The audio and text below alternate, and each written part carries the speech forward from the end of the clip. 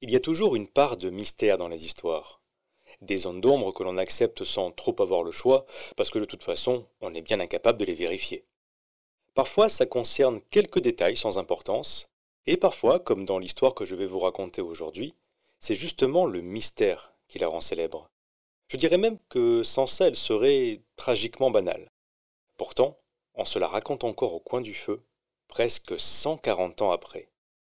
Cette histoire, c'est celle de la tombe d'Anna-Marie Twente.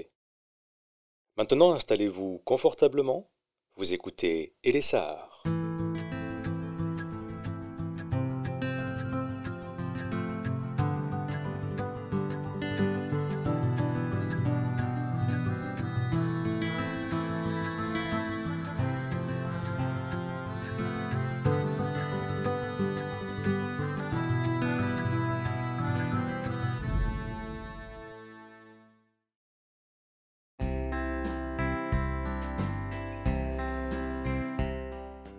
Nous sommes aux États-Unis le 14 octobre 1880, dans la ville de Pendleton, Kentucky. Ce jour-là, Elizabeth Twente met au monde Anna-Marie. C'est le deuxième enfant qu'elle a avec son époux Richard. Vers 1885, la famille agrandie d'un troisième enfant s'installe dans le Minnesota, à Anska, un village d'environ 400 habitants aujourd'hui. Et Richard se lance dans la construction de la ferme dont il s'occupera pendant les 30 ans à venir. On ne sait pas grand-chose sur la vie que mène Anna-Marie. Vu qu'elle n'a que 5 ans, on peut imaginer qu'elle aide son père ou sa mère sur des tâches simples et qu'elle passe l'autre partie de son temps à jouer avec ses sœurs sur le terrain familial. Ce qu'on sait en revanche, c'est qu'Anna-Marie est tombée malade fin octobre 1886. L'infection est telle qu'elle sombre dans le coma avant d'être déclarée morte le 25 octobre, à l'âge de 6 ans.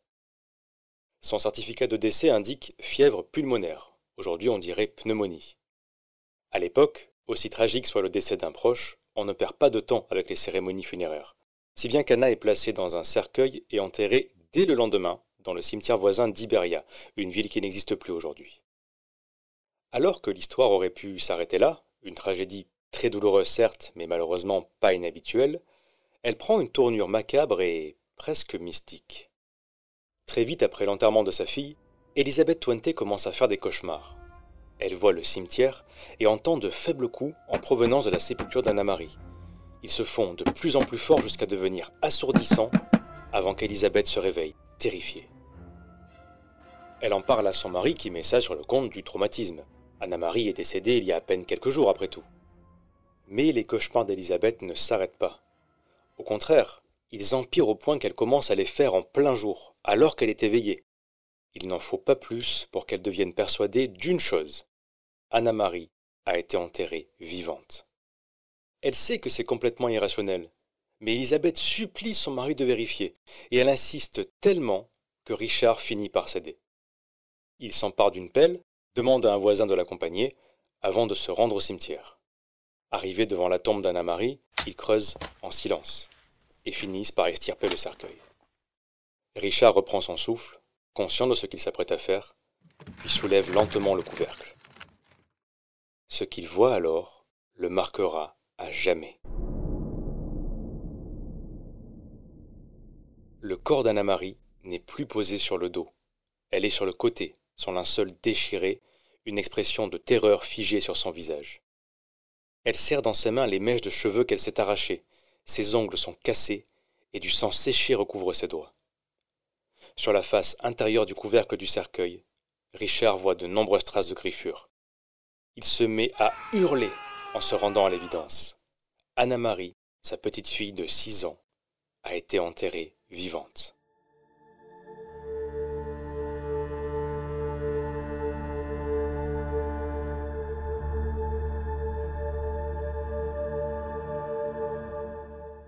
Totalement sous le choc, Richard prend le corps d'Anna-Marie dans ses bras et repart à sa ferme.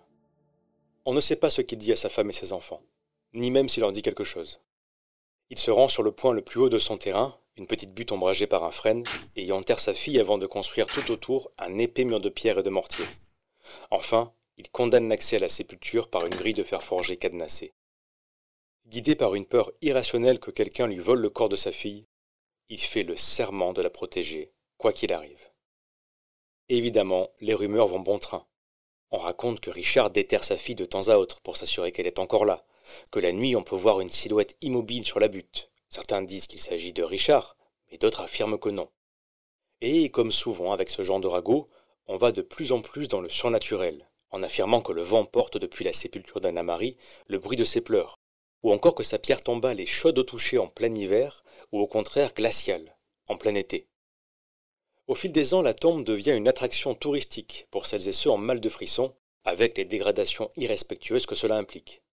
Pour y mettre un terme vers 1990, environ 100 ans après la mort d'Anna-Marie Twente, le site est démoli et sa dépouille est déplacée au cimetière de Fairview dans la ville de Raymond, à 150 km de Hanska.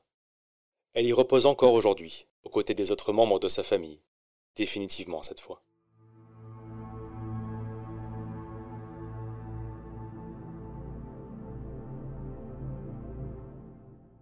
Je pourrais m'arrêter là. Mais rappelez-vous en début d'épisode, je vous disais qu'une histoire a toujours une part de mystère. Bien sûr, c'est le cas de celle-ci. Les principales zones d'ombre sont celles qui entourent la mort d'Anna-Marie, et surtout, le fait qu'elle ait été enterrée vivante. Pour comprendre d'où viennent ces doutes, il faut s'intéresser à son père, Richard Twente. Richard n'est pas américain, en tout cas pas d'origine puisqu'il vient d'une famille d'immigrés allemands. À l'époque, ça suffit déjà à le marginaliser. Ensuite, tout le monde le décrit comme imposant physiquement, et la plupart des femmes du village avaient peur de lui. Mais ce n'est pas tout, il était connu pour être parfois violent et sujet à des crises de paranoïa sévères. Par exemple, un jour d'hiver particulièrement froid, il fait monter de force sa femme et ses enfants sur un traîneau parce que, dit-il, ils doivent absolument fuir quelqu'un ou quelque chose. Il a fallu qu'Elisabeth le calme et le persuade de faire demi-tour avant qu'ils meurent tous de froid. Même dans son travail de fermier, Richard Twente n'est pas comme les autres. J'ai mentionné qu'à son arrivée à Hanska, il construit lui-même sa grange.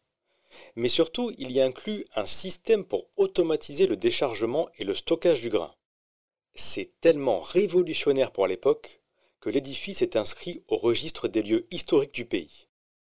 Si on résume, on est en face d'un non-américain, tellement imposant qu'il fait peur, capable de construire une machinerie très en avance sur son temps, et sujet à des accès de violence et de paranoïa. Tous les ingrédients sont donc réunis pour que Richard devienne la source de rumeurs pas très flatteuses. On murmure par exemple qu'Anna n'est pas tombée malade, mais plutôt de l'étage de la grange. D'autres accusent carrément Richard de l'avoir battue à mort. Mais, dans un cas comme dans l'autre, impossible de savoir avec certitude.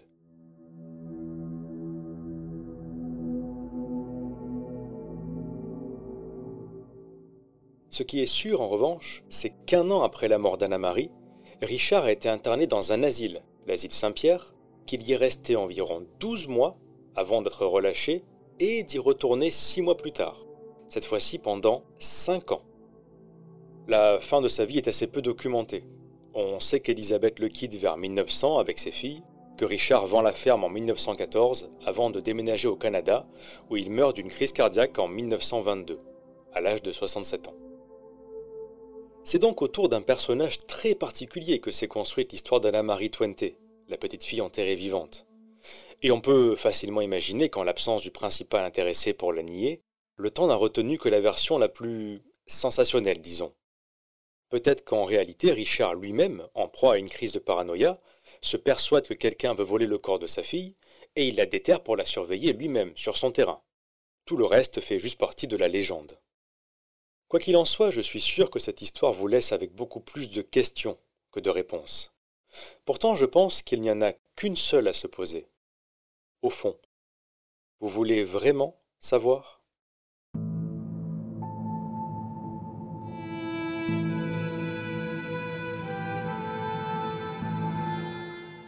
Merci d'avoir écouté cet épisode d'Ele Sahar. N'hésitez pas à le commenter, le noter, le liker et le partager autour de vous. Quant à moi, je vous dis à très bientôt pour une nouvelle histoire.